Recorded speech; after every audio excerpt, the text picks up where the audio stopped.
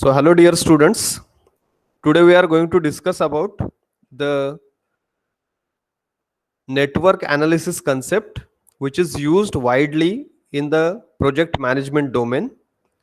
This network analysis is nothing but representing the various activities involved in a particular project in the form of a diagram, and when you are drawing the diagram, this diagram is normally drawn in the horizontal manner. It starts from left and it is progressed towards the right hand direction. From left to right, we try to go on adding multiple activities into this network analysis. We to try to show the interrelationship between the various activities through this network diagram, whatever we are showing. So whether the activities are dependent, whether the activities are independent,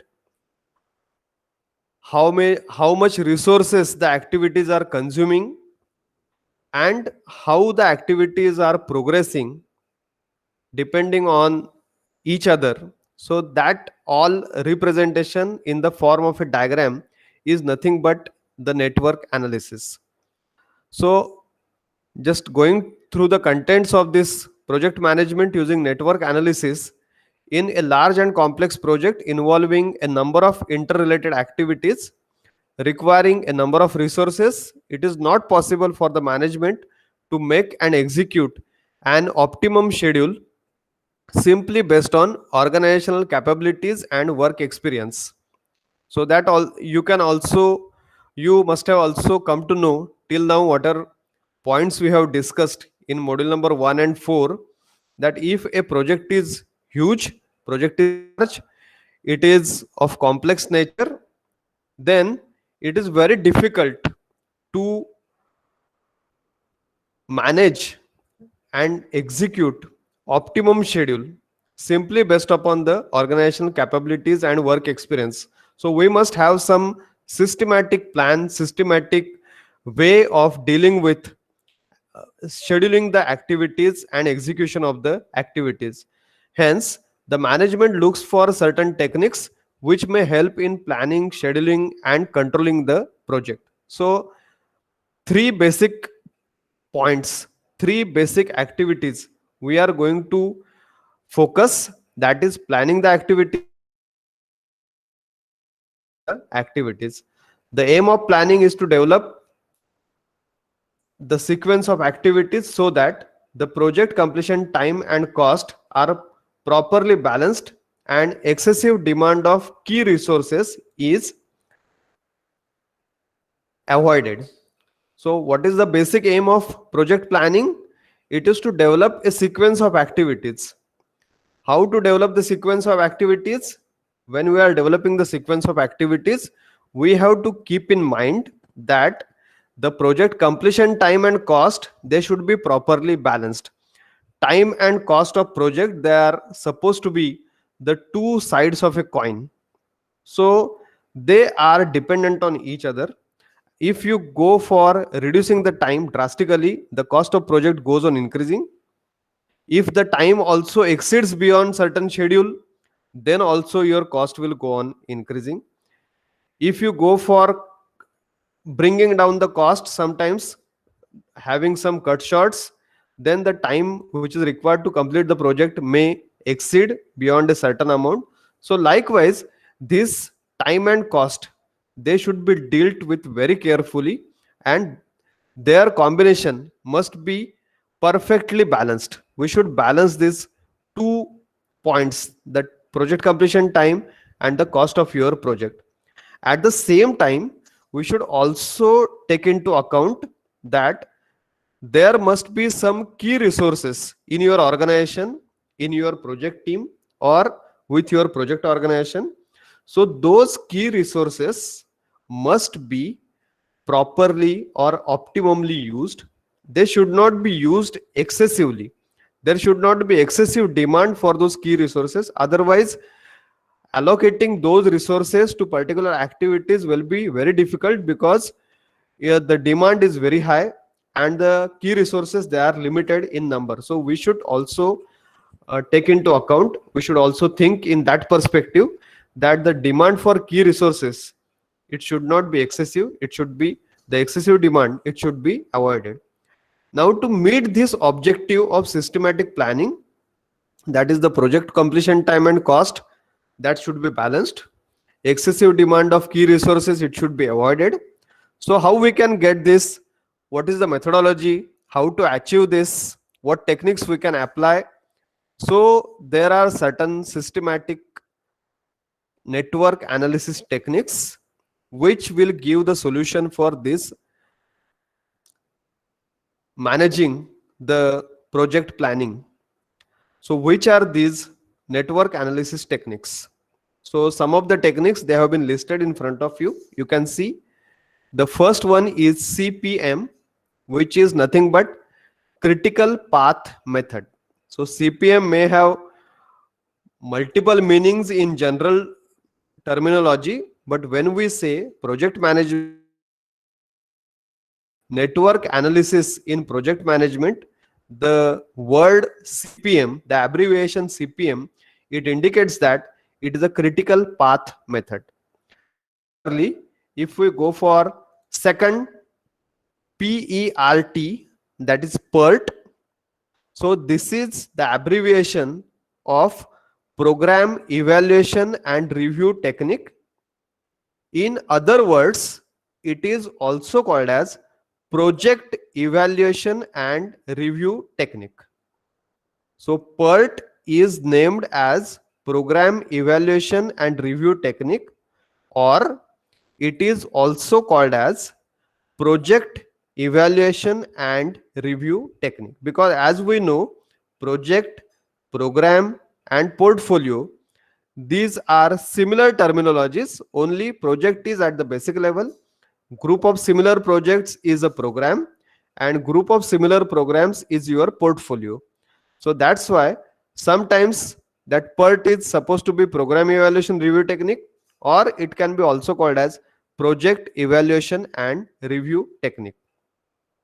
As far as our syllabus is concerned, we have to only deal with these two techniques, that is critical path method CPM, and second is project evaluation and review technique. Since we are taking up this as project management subject, instead of program evaluation, we will say it is project evaluation and review technique. Okay. Third point, PEP, or third network analysis technique is PEP. It is program evaluation procedure or project evaluation procedure. Next is RAMPS, resource allocation for multi-project scheduling. Fifth one is LESS. It is least cost estimating and scheduling. And last one, it is SCANS. It is about scheduling and control by automated network systems. Scheduling and control by automated network systems. So these are some of the network analysis techniques. 6 we have mentioned. Out of these, the first 2, they are most important from our point of view, because as far as our syllabus is concerned, the 2 methods they have been indicated, that is CPM and PERT, or critical path method and project evaluation and review technique. So you can see here network analysis, even though CPM is not mentioned, it is all about, we have to understand this critical path, because that is the first step we have to go for. And here you can see it is mentioned PERT analysis, it is also there. So I hope you have understood this. CPM, PERT, PEP, RAMPS, LESS, SCANS. So others you can simply remember, but more important is focus on CPM and PERT. Now, before we move to the actual network analysis, we should try to understand some basic concepts, some basic terminologies which are used in the network diagrams, or which are used in the network analysis. So the first point is network. So we should know to what diagram we will say this is a network diagram.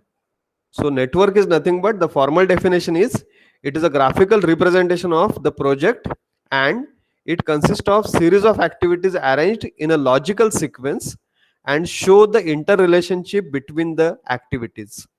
So you can see the definition. It is a graphical representation of the project. So network is nothing but a diagram. This diagram is not simply any diagram. The diagram which is having certain graphical representation of what, of the project which is under consideration. Now when we are going for the graphical representation, what it will be involving, what contents the graphical representation will be having. So the graphical representation will involve series of activities.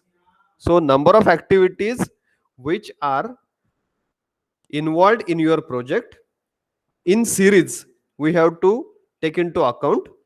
And how they should be arranged, they should be arranged in logical sequence. So there must be certain logic that which activity should be completed first, which activity is independent, which activity is independent. So likewise we have to apply certain logic, and logically we have to sequence those series of activities which are available in that particular project.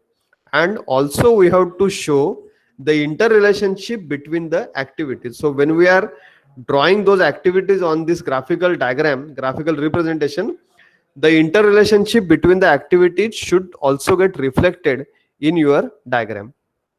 So this is about the basic concept of a network diagram which is drawn for representing a project. Then the two important parts, two important contents of network diagram are nothing but activity and event. So let us try to understand what do we mean by this activity.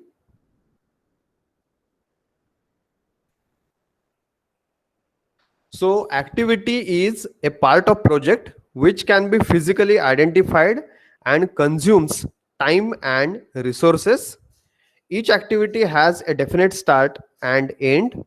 It is represented by arrow. So to what we can say that this is a particular activity. So activity is nothing but what?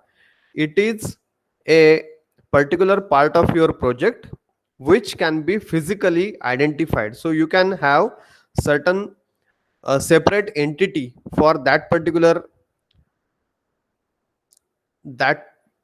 work what you are undertaking, and then this particular work what you are undertaking, it must be consuming certain time, it must be consuming certain resources. So that particular work we call it as an activity. So this particular activity will have certain definite start and a certain definite end. This activity is represented by arrow. Okay, now let us take the example of your own project. So you all are now in semester 4 MMS. So you are undergoing certain project, you have some major project and minor projects to be completed. Whenever you are doing a project, so in that project there are multiple activities, multiple works we are carrying out. Let us say a simple activity. Once your project is completed, you need to prepare the final project report. So preparation of the final project report can be considered as a particular, or it can be also considered as an activity. Why we can consider this as an activity? Because that completion of your project report, final project report, will be consuming certain time. Can we say that project report will be ready made, it will be directly generated? It is not possible. You need to sit, you need to type certain material, you need to prepare certain diagrams, you need to arrange them into different chapters, you need to go for proofreading, you need to go for a review from your guide, make the corrections, again go for your title page, index, so and so, formatting of this, and then go for finally printing, getting it stamped, getting it signatured, and then your project report will be finally ready. So there are lot many activities which are involved in this particular activity of preparation of your project report. So it has got a definite start, it must have a definite end. You cannot go on saying that yes, report work is going on, report work is going on. It must have certain specific end. It will consume certain resources. So your time is very precious resource, human resource, certain financial aspects they will be required. So that is how we can say an activity can be identified in your project. Or you may be taking up some activity of doing a survey among certain set of people in a particular region. So that is nothing but an activity. It will require certain resource, it will consume certain time, it will start at a definite point, and somewhere you have to say that that particular activity has finished. So that is nothing but called as an activity. When we say about this kind of activities on our network diagram, we show the activity as an arrow. Okay, so there are two types of network diagrams we draw, AOA and AON. So even if you see the syllabus, it has been mentioned time and cost estimates with AON and AOA. So AON is what? Activity on node, and AOA, it is activity on arrow. So whatever analysis we are going to see is all about activity on arrow. So that's why we have mentioned that the activities will be represented by arrows. Second important part in network analysis is event. So what that event is all about, every activity will start with certain event and it will end at a particular event. So every activity has a start event and a finishing event, or we can say every activity, since we are representing by arrow, so every arrow has a tail and head, so we can say that there is a tail event and there is a head event. Okay, so if you look at the diagram, you can see machining component is your activity. This activity is represented by arrow, and this particular arrow, there is at the tail end you have one circular shape, so we call this as tail event. And at the head of your arrow there is another circle which is represented, which is called as head event. So this machining a particular component, machining a particular part, this activity will start with start machining, and this will end with machining completed. So when we say that machining is completed, we can say that this particular activity has finished. Or let us, if we discuss with the earlier activity, that is preparation of your project report, then we can say start typing the material or typing the contents, and finally your report is completed. So that will be your head event. Here it will be project report preparation, that is your activity. Starting the typing of your project report, it is a tail event, and completion of your report will be your head event. Okay, so this particular event will be either representing the start of an activity or it will be representing completion of activity. Normally it is represented by a circle. This circle is called as a node, NODE, node. And this particular node we are representing as an event, and arrow we are representing as activity. So this particular type of network will be called as AOA kind of network, that is activity on arrow, means your events will be shown by nodes. So when we say activities are shown by arrows, the events will be shown by nodes, and nodes they are represented as circles, and the circle or event which is at the tail end of your arrow will be your tail event, that is start event, and the circle or event which is represented, or node which is represented at the head end of your arrow, will be called as head event, or it will be also called as the finishing event of your activity. Now there are two types of events. You can see the diagram. So this is the first kind of event. I hope this is visible to you clearly. This is a merge event. So when we say, or when we observe that number of activities that are terminating at a single event or terminating at a single node, we call that node as a merge event. So whenever multiple activities, 2 activities, 3 activities, 4 activities, they are merging, they are terminating, they are finishing at a single event. So each and every activity, if you see the upper diagram, at the end of your activity we show it as a circle, we show it as show a circle which is nothing but the head event. So if for multiple activities the head event is common, if for number of activities the head event is one and the same, that particular event we call it as merge event. Okay, the formal definition is, if number of activities they are terminating at a single event, we call it as a merge event. Similarly, if there are number of activities or multiple activities which have a common tail event, or which have a single tail event from which they are starting, that particular single event will be called as burst event. The formal definition is, if number of activities they emerge from single event, it is called as burst event. The event is always shown by a circle, or the node is shown by is circle. So merge event, where number of activities they are getting terminated, and burst event, number of activities they get emerged, they start from this particular event. So that is your burst event.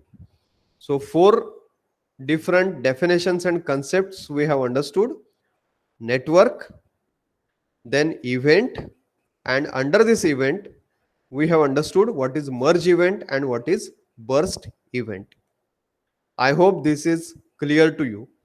If this is clear, then we can move to the next part, that is predecessor activity and successor activity.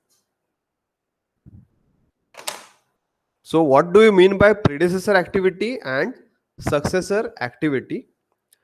So I hope before we go to the formal definition, it will be easier if we go to the diagram first. Looking at the diagram, the concept will be more clear. So if we look at this diagram, so first let us try to understand what are concepts we have seen, and then we will move further. I hope this particular diagram is clear and properly visible to you. If you want, I will just go for making it enlarged. Now if we look at this diagram, what we understand is there are various numbers mentioned. So what is the start number and what is the final number? If the diagram is visible, can somebody tell me what is the start number and what is the final number? Start Fast. number is first 1. Yes. Finish is at 6 number. 6. Yes, that's correct. So we are having 1, 2, 3, 4, 5, 6. These are the 6 numbers represented inside the circles. Means how many events we are having in this particular diagram, network diagram? How many events we have?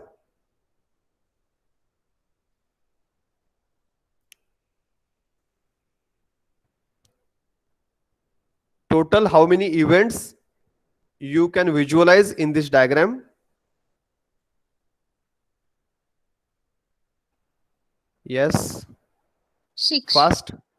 6 events. Yes, because events are shown by nodes or nodes are shown by circles. So in other sense, events we are representing by circles, and inside the circles we can see that there are 1 2 3 4 5 6 numbers. So means there are 6 total events available in this particular network diagram. So the network diagram is drawn like this. It starts with 1. It starts at the left end and gradually it goes on moving towards the right end, and you have certain number at the end which is the final node, final event for your diagram. Okay, then there are number of arrows which are indicated A, B, C, D, E, F. So these arrows are representing what? Activities. Activities. That's correct. So how many activities are there in total in this particular network?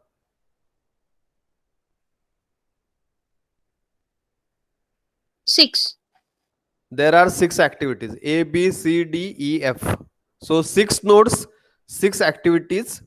So that is our network diagram. Now, if you look at the activity B or activity C, this particular event 2, what type of event is this? Whether this is a merge event or this is a burst event? Burst event. Burst event, because there are 2 activities B and C. They emerge from this 2, or B and C, both the activities, they have single activity as their start activity or tail activity. This B and C have a single event which is their start event or their tail event. What you can say about the node 5 or event 5? What type of event is this? Merge event. This is a merge event because activity D and activity E both terminate, both finish at your event 5, or for activity D and E, the head event is one and the same common, which is event number 5. Now, so the 4 points what we have discussed till now, this entire diagram is your network. Point number 1, arrows are your activities. Point number 2, circles, they are your nodes or they are your events. Point number 3, and in that events, this event 2 is your burst event and event 5 is your merge event. So whatever we have seen till now, the things are absolutely clear. I hope so. I received answer only from 1, but still I feel that remaining all also have understood the contents what we have discussed. Is it so? What about others? Yes, understood, sir. Understood. Okay. So let's move further. Next part is about predecessor activity and successor activity. Now, if I say activity B and activity C, from which event they start? They start from A. event. Which event they start? Burst event. That is event number 2. Correct? This event number 2 is tail event for B and C, but this event number 2 is head event for activity A. Do you agree? Event is same, that is event number 2. This event 2 is the tail event, start event for B and C, but this is common between ABC. This is serving as head event or finish event for activity A. Agree? Yes, sir. Agree. Okay. What it indicates, when I say 2 is head event for A, it indicates that when A reaches 2, all the work which is assigned at activity 2, it has completely finished. And then when 2 is serving as start event for B, means, can I say if I want to start activity B, activity A must be finished. Can I say like this? Yes. Correct? Because unless and until we have activity A completely over, we will not reach up to event 2. And if we don't reach up to event 2, we cannot start activity B. Same is the case with activity C. Unless and until A is completed, we will not reach to 2. And if 2 is not reached, we cannot start with activity C. Correct? So, the activity which must be finished before start of the another activity, that is called as predecessor activity. So for activity B and activity C, which is the predecessor activity? A. Activity A. The activity which must be finished before the start of that particular activity will be called as predecessor activity of that activity under consideration. Similar way, now tell me, for activity D, which is the predecessor?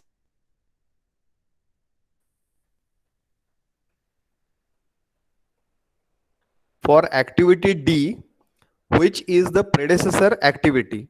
Look at the diagram and then you can answer.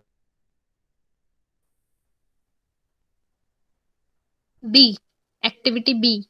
Yes, activity D can only be started when activity B gets finished. Okay, but for activity B, who is the predecessor? Activity A. Means, can I say for activity D, A and B both should be completed? Then only D can be started? Yes. Yes. So if I simply say for D, who is the predecessor? Activity A and B. There is another terminology which is called as immediate predecessor. So when I say immediate predecessor for activity D, the immediate predecessor is activity B. Means B is finished, D can be started.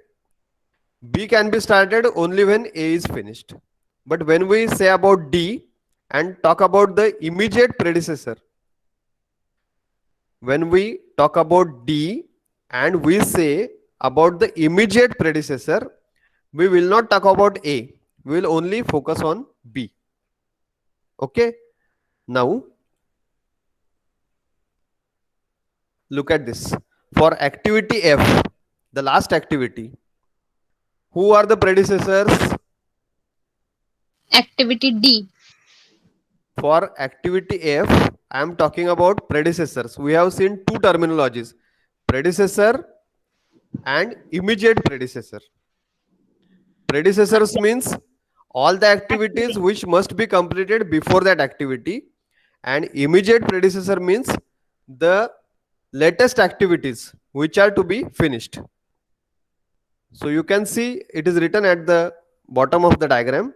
For activity F, D and E, they are your immediate predecessors because F starts from 5 and 5 is only achievable if D and E they are getting finished. Understood?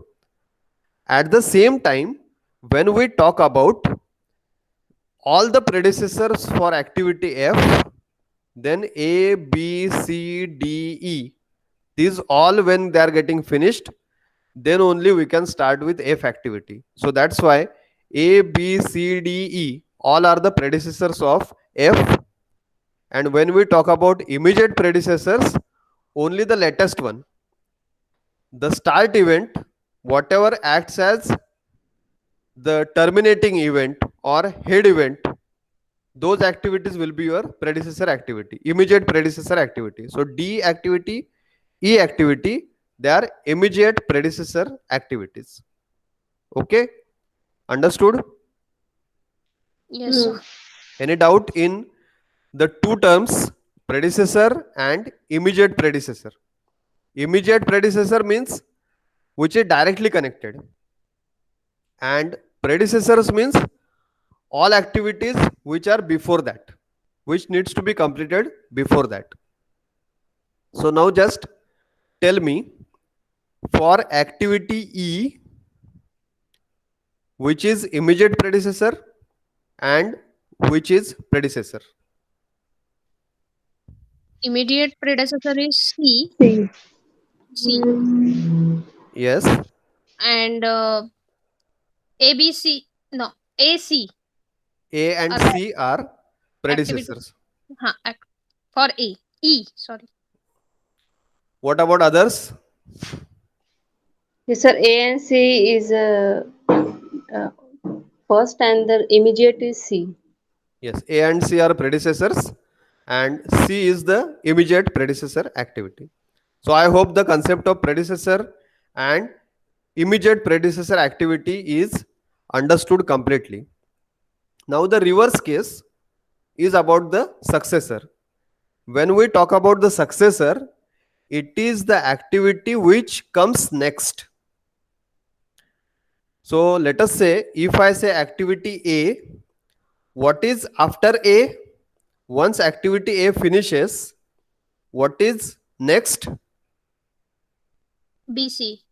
Activity B, activity C.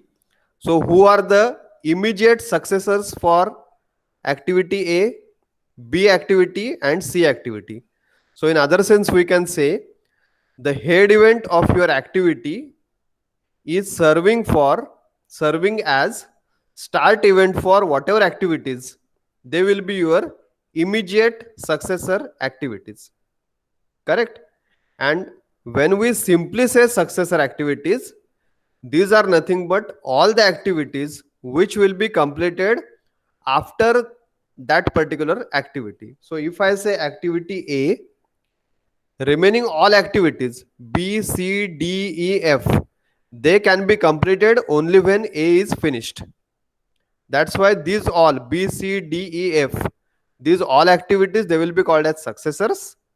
And when we talk about the immediate successors, we have to take only account two activities, that is activity B and activity C. Okay. Now the question for you is, tell me for activity B, which is immediate which is immediate successor and which are the successor activities for activity B. Somebody other than Anagha and Jayashri, please reply. For activity B, immediate successor and all the successors.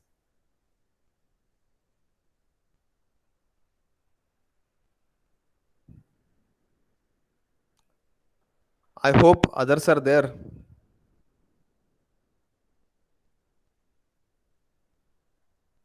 You can think, even if it is correct, it is wrong, it is immaterial, but other people should also try. If you cannot talk, you can put in chat box. For B, which is the immediate predecessor, put your answer in chat box. Sorry, immediate successor activity for B.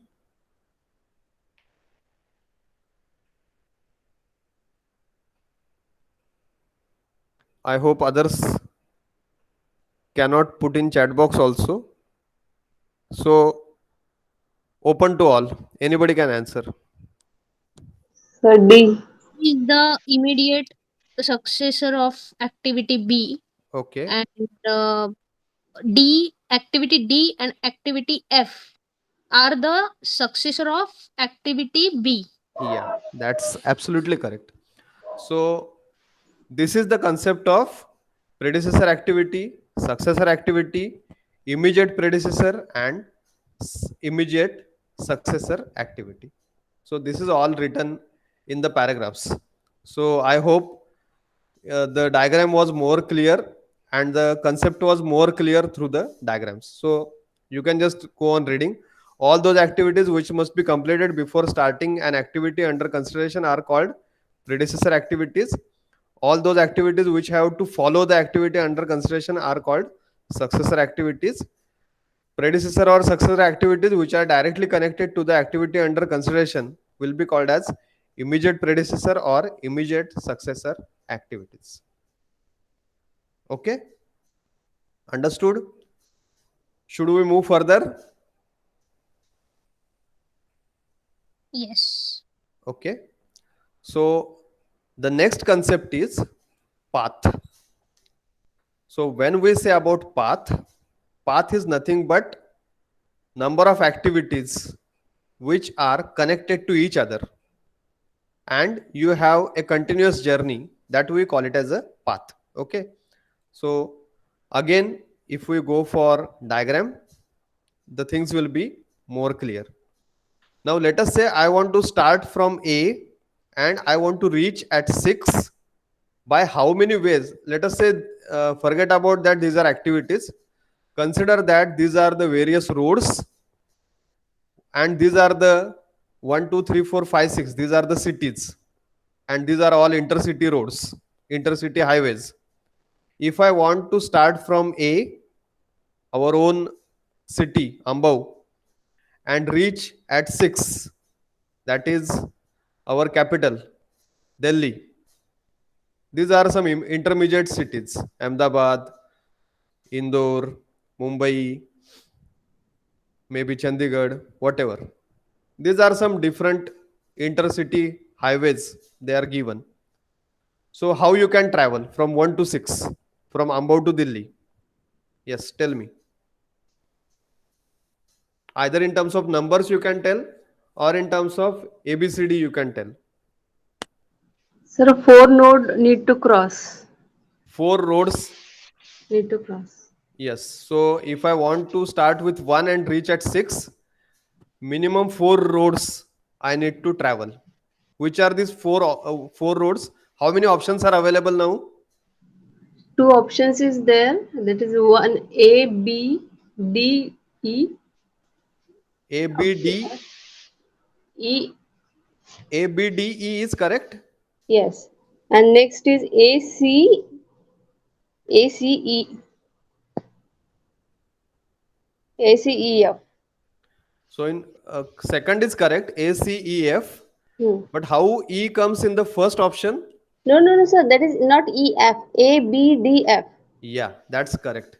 So if I want to travel from 1 to 6, either I should go from the first highway, that is A, B, D, F, or I can go from A, C, E, F. Ultimately, I will reach 6. So this particular, can I go like this? A, C, D, and F. Is it possible? No.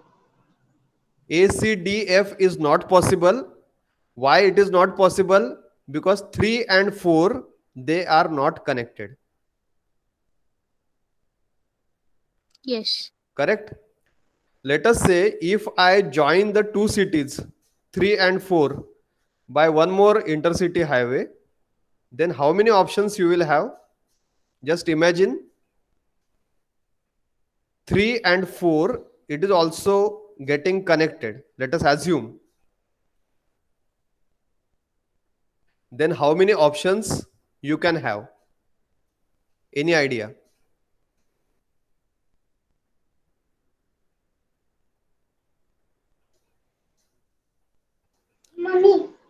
Then So we you can go, sir, like A, A, C, C, D, F. yes, B, A, C, F, D, and G. F, that is Yes. one way. Another, A, B, E, F. A, B. A, B, E, F, that will also get added. That's correct. And original two, whatever you have Original. said just now, A, B, D, Yes. F, A, C, E, F, they are already there. Correct? Yes. At present, we cannot go like A, C, D, F because 3 and 4, they are not connected. So whenever we have number of activities, they are connected to each other, and unbroken chain of activities we have, that particular travel, we call it as a path. Correct? So that is nothing but the formal definition of a path. So we can say ABDF is one path, ACEF is another path, ACDF cannot be a path, ABEF cannot be also a path, because 3 and 4 there is no linkage, there is no connectivity between event 3 and event 4. I hope you must have understood. So the formal definition is an unbroken chain of activities between two events is called as path. A path consists of number of activities and number of events. A network may contain a number of paths between two same events. So the same thing whatever we have discussed. Not necessarily there will be only one path. Multiple paths can be possible. But only thing what we have to take into account is whenever we say about path, there should not be any chain which is broken. There should not be two events which are unconnected, which are not joined with each other. So there must be continuous series of activities one after another.